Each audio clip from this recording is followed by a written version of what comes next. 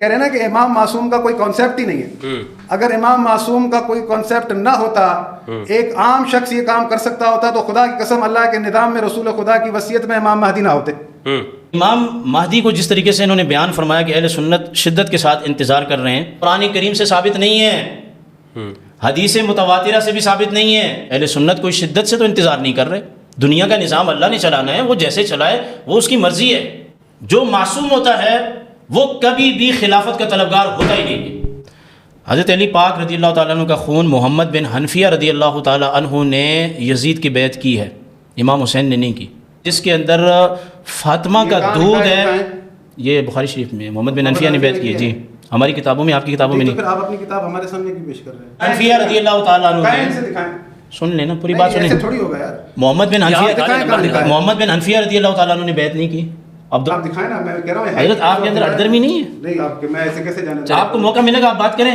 نہیں تو میں تو چاہ رہا ہوں آپ دکھا دیں تو میں آپ کی طرف. چلیں، یہ انہوں نے پیش نہیں کی، یہ آپ نے بخاری کا. آپ ان سے طلب کرنا، سن لیں میری بات مکمل. یہ نہیں ہونی. نمبر بتا دیں. محمد بن حنفیہ رضی اللہ تعالیٰ عنہ نے یزید کی بیعت کی ہے. اس کا نمبر کوئی ریفرنس سن لیں پوری بات سنیں. سنیں میری پوری بات. مجھے ریفرنس بتا دیں. پوری بات سنیں. طبقات ابن سعد کے اندر بڑی تفصیل ہے اس کی، آپ خود جانتے ہیں. بندے کے ساتھ میں بیٹھ نہیں سکتا. نہیں جن کو میں خدا کے ساتھ.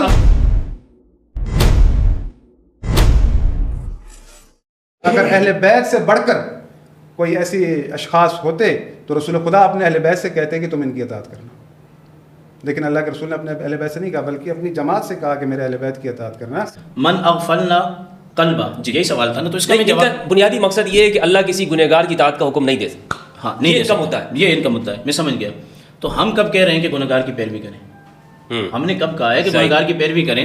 یہ میں اپنے پروگرام کی ابتدا میں آپ کو کہہ چکا کہ موجود ہیں مولا کائنات کے کہ اگر میں قرآن سے اور حدیث سے ادھر ادھر ہٹوں تو اسی وقت میری گرفت کرنا. صحیح ہے. تو پتہ چلا کہ مولا کائنات کا یہ کہنا، ان بزرگوں کا یہ کہنا کہ اگر ہم ہٹیں تو گرفت کرنا، مولا کائنات نے بھی کئی مقامات پر قرآن اور حدیث کے حوالے سے اجتہاد فرمایا ہے. آپ نے اچھا جی سیدنا عثمان کے طور پر، جی مثال کے طور پہ سیدنا عثمان ابن عفان کے ہاتھ پر آپ نے بیعت کی تھی، آپ ان کے پیچھے نماز پڑھتے تھے اور آپ اس حکومت کے مرکزی جو ہے وہ رکن تھے. سیدنا علی المرتضیٰ اور اس وقت اکابرین صحابہ جب وقت کا ایک مظلوم خلیفہ بے دردی کے ساتھ حضرت عثمان ابن عفان شہید کیے جا رہے ہیں، تو مولا کائنات کا اس میں اجتہاد یہ تو ہے نا کہ آپ نے اپنے بیٹوں کو حفاظت کے لیے بھیجا، آپ خود تشریف نہیں لائے. جو معصوم ہوتا ہے وہ کبھی بھی خلافت کا طلبگار ہوتا ہی نہیں ہے، کیونکہ نبیوں کے بعد جو خلافت کا معاملہ ہے اس میں دنیاوی جاہ و جلال تو ہے نا کہ حکومت ملے گی، منصب خلافت ملے گا، مکہ اور مدینہ زیر تسلط ہوگا. انبیاء علیہ السلام نے سوائے سلیمان علیہ السلام کے کسی نبی نے حکومت کی اللہ سے دعا کی ہی نہیں ہے، نہ وہ طلبگار رہے ہیں. اگر انہوں نے کہیں حکومت مانگی بھی ہے تو اس میں نفاذ دین ہے، نفاذ دین کے علاوہ کوئی بات نہیں ہے. حضرت یوسف علیہ السلام نے جو کہا اجعلنی علی خزائن الارض، عہدہ مانگا تھا. میں وہی کہہ رہا ہوں کہ چند انبیاء علیہ السلام کے علاوہ دیگر انبیاء کرام نے نہیں. اور حافظ صاحب آپ سے جو ان کی گفتگو سے میں نے جو سوال میرے پاس آئے ہیں وہ یہ ہے کہ انہوں نے کہا اولو الامر سے مراد علماء کرام ہے، اور یہ آج بھی موجود ہے، علماء ہیں. انہوں نے آیت بھی پیش کی، تو اس کا کیا جواب ہے؟ دیکھیں بسم اللہ الرحمن الرحیم، یہ جو انہوں نے بات کہی ہے یہ ان کی ذاتی رائے ہے، ان کی تمام تفاسیر نہیں، اس کے لیے انہوں نے آیت پیش کی. آیت کا نمبر بتائیے گا. ہے جو انہوں نے جوڑی ہے اس کی تفسیر جو ہے ان کا عقیدہ اہل سنت کا اجماع جو ہے اس چیز پر نہیں ہے. میں نے آپ کے سامنے مثالیں پیش کی کہ جو حاکم بنے اور ان کے لیے کہا گیا کہ اولو الامر ہیں، اللہ نے ان کی اطاعت واجب کی ہے. علماء والا جو ہے، علماء اگر دیکھیں نا، اگر ہے تو علماء اگر اولو الامر ہیں تو کیا وہ اپنی جو حقیقی علم ہے یا جس پر وہ دسترس رکھتے ہیں لوگوں پر نافذ کروا سکتے ہیں؟ نہیں کروا سکتے نا. بات یہ ہے کہ اللہ چاہتا ہے کہ میرا دین نافذ ہو، تو یہ کام وہ کرے گا جو اللہ کا نمائندہ ہے. اب میں ان کی ذاتی رائے کو تو قبول نہیں کر سکتا نا.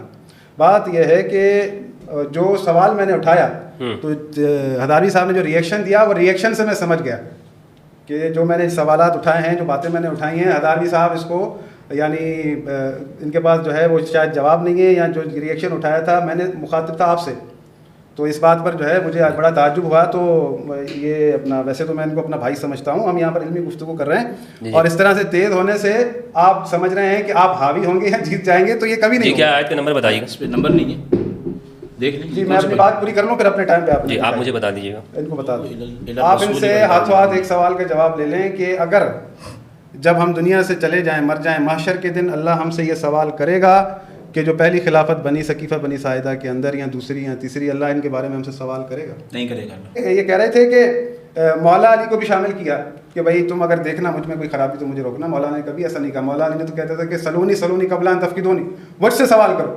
یعنی ان کو اپنے علم پہ اتنا بھروسہ تھا کہ میں ایسے علم پر ہوں کہ میں کسی بھی سوال کا جواب دے سکتا ہوں. یہ دعویٰ وہی کرتا ہے. تو آپ بلا وجہ جو ہے نا امیر المومنین کو ان چیزوں میں نہ جوڑا کریں. آپ امیر المومنین کا جو علم ہے وہ وارث قرآن ہے. اللہ نے ان کو وارث قرآن بنایا ہے, رسول خدا کے علم کے وارث ہیں وہ. آپ ان کا کمپیریزن نہ کیا کریں کسی کے ساتھ. تو اگر یہ کہہ رہے ہیں نا کہ امام معصوم کا کوئی کانسیپٹ ہی نہیں ہے, اگر امام معصوم کا کوئی کانسیپٹ نہ ہوتا, ایک عام شخص یہ کام کر سکتا ہوتا, تو خدا کی قسم اللہ کے نظام میں رسول خدا کی وصیت میں امام مہدی نہ ہوتے. ضرورت ہی نہیں تھی کہ یہ امت اس قدر انتظار کرے کہ معصوم بچے فلسطین میں مر رہے ہوں, لوگ ناحق قتل ہو رہے ہوں, تفرقہ بازی ہو, کسی کو دین کا کچھ پتہ ہی نہ ہو. اگر ایسا ہے تو پھر اللہ رب العالمین عام لوگوں سے اپنے دین کو غلبہ دلوا دیتا. صرف امام مہدی کے لیے کیوں رکھا کہ وہ دنیا کے اندر عدل قائم کریں گے, وہ دنیا کے اندر انصاف قائم کریں گے, وہ دنیا کے اندر ایک دین کو نافذ کریں گے, اللہ کا ایک اولو الامر پوری دنیا پر, خلیفۃ اللہ فی الارض. صحیح. تو بھائی آپ کیوں اس سارے دوران میں جو ہے اللہ آپ کو یہ دکھا رہا ہے کہ میرے بنائے ہوئے نظام کو جھٹلایا ہے, تو اب دیکھ لو نتیجہ. امام مہدی کو جس طریقے سے انہوں نے بیان فرمایا کہ اہل سنت شدت کے ساتھ انتظار کر رہے ہیں, یعنی کہ امام مہدی کے آنے کا عقیدہ ہے میرے بھائی, اور وہ بھی ہماری اخبار احاد سے ثابت ہے, کوئی قرآن کریم سے ثابت نہیں ہے, حدیث متواترہ سے بھی ثابت نہیں ہے. خبر واحد ابو داؤد شریف کی روایت ہے. خبر واحد اہل سنت کے نزدیک, شیعہ کے نزدیک میں مجھے پتہ نہیں ہے, وہ ان کا اپنا موقف ہوگا. اہل سنت کے نزدیک اخبار احاد جو کہ قائم مقام احادیث مشہورہ کے, جس طریقے سے یہ بیان کر رہے ہیں کہ بھائی اہل سنت شدت سے انتظار کر رہے ہیں, اہل سنت کوئی شدت سے تو انتظار نہیں کر رہے. دنیا کا نظام اللہ نے چلانا ہے, وہ جیسے چلائے وہ اس کی مرضی ہے. یہ کہاں سے آ گیا؟ اللہ تو کہہ رہا ہے کہ میں جس کو چاہوں حکومت عطا کر دوں.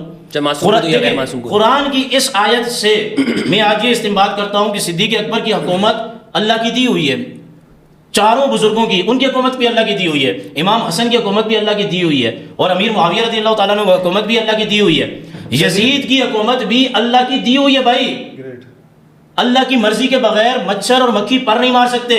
لیکن اگلی بات یہ ہے کہ 3 سال کے اندر اندر یزید کا حاکم بننا اور ذلیل ہونا, یہ دلالت کرتا ہے امیر معاویہ رضی اللہ تعالیٰ عنہ کی ولایت کے اعلی مقام پر درج فائز ہونے پر, کہ آپ نے مسجد نبوی کے منبر پر یہ دعا کی تھی, یا اللہ اگر یزید کو میں خلیفہ بنا رہا ہوں, یہ اگر میری منشا اور میری رضا کے اوپر پورا اترے تو اس کی حکومت کو طول دے دینا, ورنہ اس کو غرق کر دینا.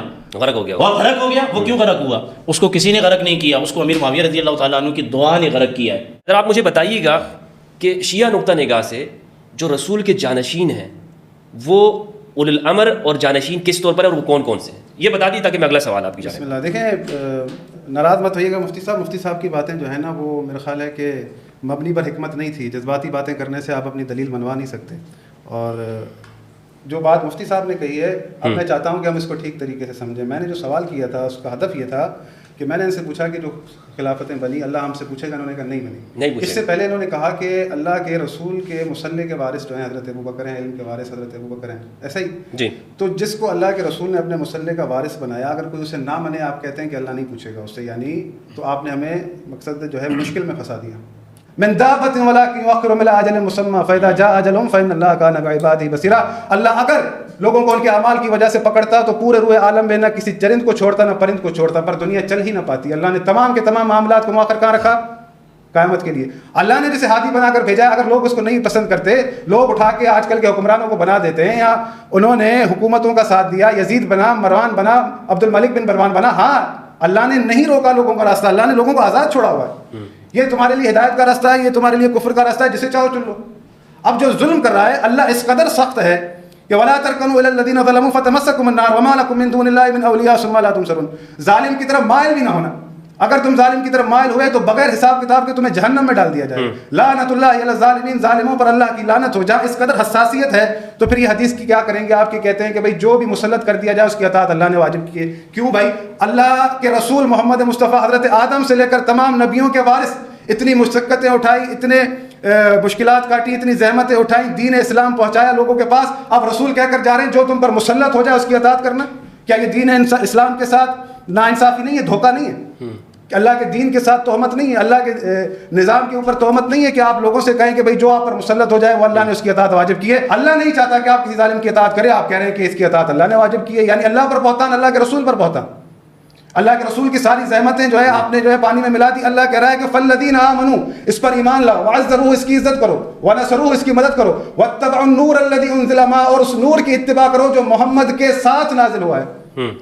قرآن اللہ کے رسول کے اوپر نازل ہوا ہے، ساتھ نہیں آیا۔ اللہ کے رسول کے لیے اللہ کہہ رہا ہے کہ جو محمد کے ساتھ نور آیا اس نور کی اتباع کرو۔ اللہ کے رسول وہ نور جو آپ کو دے رہے ہیں وہ ہے کہ ترکت فیکم الثقلین، آپ کہہ رہے ہیں کہ نہیں جو ظالم مسلط ہو جائے اس کی اطاعت اللہ نے واجب کی ہے، یہ دھوکہ نہیں ہے دین اسلام کے ساتھ۔ آپ مفتی فیصلہ کریں، انصاف سے بتائیں۔ صحیح، اللہ کہہ رہا ہے نور کی اتباع کرو، آپ ظالم کی اطاعت کروا رہے ہیں، فاسق و فاجر کی اطاعت کروا رہے ہیں۔ دین مظلومیت پہ، اسلام پہ ہم نہ رہیں۔ میں تو کہتا ہوں کہ بھائی جو شیعہ ہوتے ہو نا، کہتے ہو یا حسین، اب تم کہا کرو یا اسلام، واہ قرآن، کہ قرآن کے مخالف عقیدے جو ہے بیان کیے جاتے ہیں۔ قرآن کی مظلومیت پر بھی ایک جو ہے نا وہ اپنے سینے پر تھپڑ مارے۔ اچھا، انہوں نے یہ دیکھیں کہاں قرآن اور قرآن کے مخالف عقیدے، آپ اپنی باتوں میں خود جو ہے پھنس رہے ہیں، جس کو آپ رسول خدا کے مصلح کا وارث ٹھہرا رہے ہیں، پھر کہہ رہے ہیں اللہ پوچھے گا بھی نہیں۔ اچھا، یہی سوال انہوں نے کیا بھی تھا کہ سب نبیوں میں تو آپ نبوت و وراثت مان رہے ہیں کہ نبوت وراثت کے طور پر، لیکن رسول اللہ صلی اللہ علیہ وسلم نہ ان کے والد نبی ہیں نہ ان کی اولاد نبی۔ میں نے جب آیت پڑھی تھی اس میں ذریت کا لفظ کہا تھا، انہوں نے توجہ نہیں کی۔ قرآن کی آیت یہ کہہ رہی ہے کہ نبی کا بیٹا مستقیم بناتے ہیں یا نبی کا بھائی مستقیم بناتے ہیں، فوراً یہاں ذریت میں آگے چل کے بناتے ہیں۔ آپ پوری آیت پڑھیں، وَوَهَبْنَا لَهُ إِسْحَاقَ وَيَعْقُوبَ كُلًّا هَدَيْنَا وَنُوحًا هَدَيْنَا مِن قَبْلُ وَمِن ذُرِّيَّتِهِ دَاوُودَ وَسُلَيْمَانَ وَأَيُّوبَ وَيُوسُفَ وَمُوسَىٰ وَهَارُونَ وَكَذَٰلِكَ نَجْزِي الْمُحْسِنِينَ وَزَكَرِيَّا وَيَحْيَىٰ وَعِيسَىٰ وَإِلْيَاسَ كُلٌّ مِّنَ الصَّالِحِينَ وَإِسْمَاعِيلَ وَالْيَسَعَ وَيُونُسَ وَلُوطًا وَكُلًّا فَضَّلْنَا عَلَى الْعَالَمِينَ وَمِنْ آبَائِهِمْ وَإِخْوَانِهِمْ وَذُرِّيَّاتِهِمْ وَاجْتَبَيْنَاهُمْ وَهَدَيْنَاهُمْ إِلَىٰ صِرَاطٍ مُّسْتَقِيمٍ وَلَقَدْ أَرْسَلْنَا نُوحًا وَإِبْرَاهِيمَ وَجَعَلْنَا فِي ذُرِّيَّتِهِمُ النُّبُوَّةَ وَالْكِتَابَ فَمِنْهُم مُّهْتَدٍ۔ یہ ذریت کا لفظ دہرایا تو میں نے مفتی صاحب نے نہیں سنا اور بلا وجہ کا اشکال کیا۔ حضرت میں نے لکھا بھائی بات یہ ہے کہ آپ اسلام کے مخالف جائیں گے تو ہم آپ سے کہیں گے کہ آپ قرآن کے مخالف جا رہے ہیں۔ یہ اسلام نہیں ہے کہ آپ لوگوں سے کہیں کہ رسول خدا بڑے بہتان ہے، جھوٹی حدیث ہے۔ رسول خدا صلی اللہ علیہ وآلہ وسلم نے آپ کو حسن دیے تھے، رسول خدا نے آپ کو حسین دیے تھے۔ یہ نظام اس طرح سے نہیں ہے کہ آپ جو ہے اس کو بنا رہے ہیں کہ بھائی یہ سب اللہ کی طرف سے ہے۔ تو بھائی اللہ نے کس کا راستہ روکا ہے؟ اللہ نے تو فرعون کا راستہ نہیں روکا، اللہ نے نمرود کا راستہ نہیں روکا۔ اچھا، اللہ نے تو ان کو بھی دولت دی ہے۔ انہوں نے جو یہ دعویٰ کیا کہ سب سے زیادہ افضل ہے، آپ بتائیں کہ آپ کے نزدیک افضلیت کا معیار کیا ہے؟ افضلیت کا معیار قرآن ہے۔ قرآن جو میزان دیتا ہے اس میزان پر تول لیں علی کو بھی اور اس کے جس کو آپ تولنا چاہیں، میزان ہے قرآن پر تول لیں۔ آپ ثابت کر کے دکھا دیں کہ امیر المومنین سے بڑھ کر کوئی عالم ہو۔ مفتی صاحب نے دلیل دی تھی، مجھے آج تک ہنسی آتی ہے کہ کیا دلیل دی مفتی صاحب نے، تو مجھے شرم آ رہی تھی کہ یار میں کیسے ان کو کاؤنٹر کروں کہ یار مفتی صاحب یہ کیا آپ نے جو ہے نا یہ دلیل دی ہے کہ میں جو ہے نا اب اس میں پریشان ہوں۔ انہوں نے کہا کہ حضرت ابو بکر نے وہ حدیث بتائی تھی رسول خدا کو کہاں دفن کرنا ہے، یہ جو ہے ان کو پتہ تھا لہذا وہ عالم ہے۔ ارے بھائی، حضرت علی پاک رضی اللہ تعالیٰ عنہ کا خون محمد بن حنفیہ رضی اللہ تعالیٰ عنہ نے یزید کی بیعت کی ہے، امام حسین نے نہیں کی۔ تو قوم کو کیوں نہیں بتا دینا چاہتے مجھے کہ علی پاک کی وہ اولاد جس کے اندر فاطمہ کا دودھ ہے، یہ بخاری شریف میں محمد بن حنفیہ نے بیعت کی ہے۔ جی ہماری کتابوں میں، آپ کی کتابوں میں نہیں۔ پھر آپ اپنی کتاب ہمارے سامنے کیوں پیش کر رہے ہیں؟ اتنے ٹائم میں کیوں بول رہے ہیں؟ نہیں آپ دکھائیں نا، میں کہہ رہا ہوں حضرت آپ کے اندر اردرمی نہیں ہے؟ نہیں آپ میں ایسے کیسے جانا، آپ کو موقع ملے گا آپ بات کریں۔ نہیں تو میں تو چاہ رہا ہوں آپ دکھا دیں تو میں آپ کی طرف۔ چلیں، یہ انہوں نے پیش نہیں کی، یہ آپ نے بخاری کا، آپ ان سے طلب کرنا، سن لیں میری بات مکمل، یہ نہیں ہونی۔ نمبر بتا دیں۔ محمد بن حنفیہ رضی اللہ تعالیٰ عنہ نے یزید کی بیعت کی ہے، اس کا نمبر کوئی ریفرنس؟ سن لیں پوری بات، سنیں میری پوری بات، مجھے ریفرنس بتا دیں، پوری بات سنیں۔ طبقات ابن سعد کے اندر بڑی تفصیل ہے اس کی، آپ خود جانتے ہیں۔ حضرت حضرت جو ابن سعد ہے نا وہ بخاری سے نقل کرتا ہے۔